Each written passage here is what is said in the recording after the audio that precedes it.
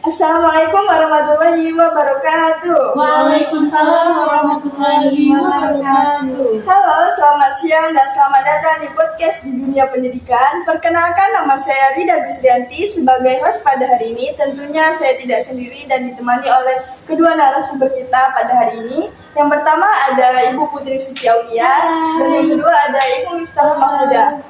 Baik, hari ini kita akan mewawancarai narasumber kita mengenai pendidikan kewarganegaraan sebagai sarana meningkatkan literasi politik generasi muda.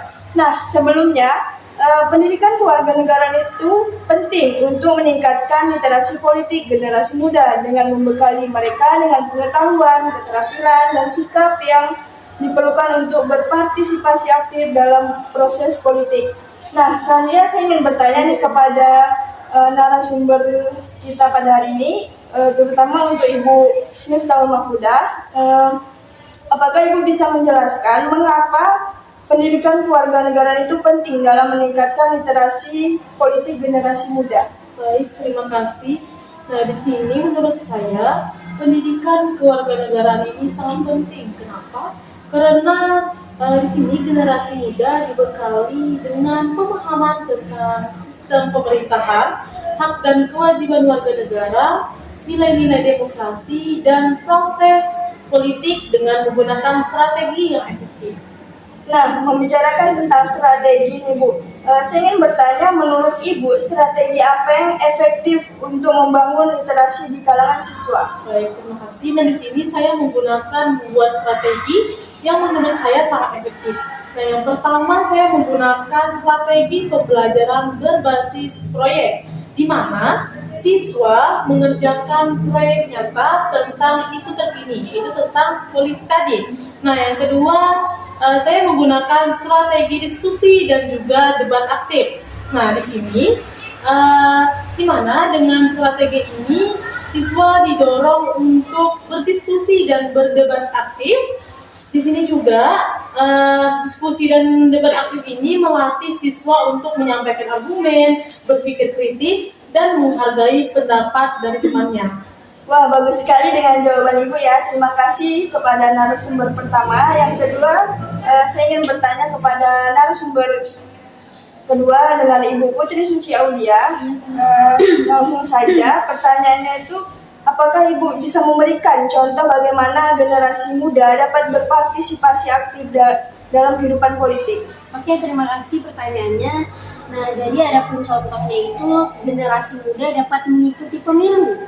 Nah, yang mana di pemilu itu tentunya mereka bisa berpartisipasi aktif dalam menyuarakan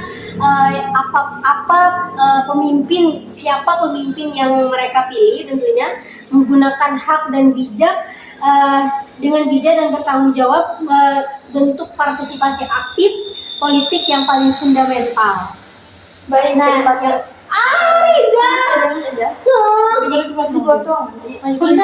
Bisa. Oke, nah lanjut yang kedua. Contoh yang kedua yaitu aktif di media sosial. Nah, jadi generasi muda ini bisa aktif di media sosial menggunakan platform media sosial yang menyuarakan pendapat mereka, terus tuh mengkritik kebijakan pemerintah atau mendukung kandidat politik melalui kampanye daring.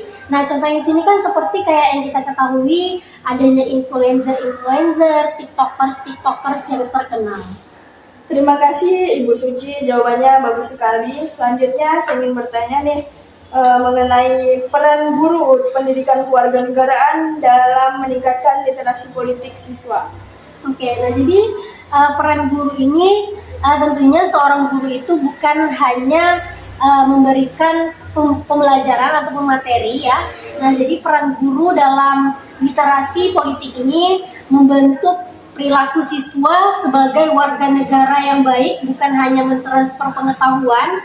Nah, selain itu juga guru dapat mengajarkan nilai-nilai Pancasila, budi pekerti yang harus diterapkan dalam kehidupan sehari-hari. Nah, selain itu juga seorang guru dapat memberikan arahan tentang kesadaran politik. Nah, yang mana kepedulian politik, partisipasi politik, terus itu juga berdasarkan Pancasila Undang-Undang Dasar 1945.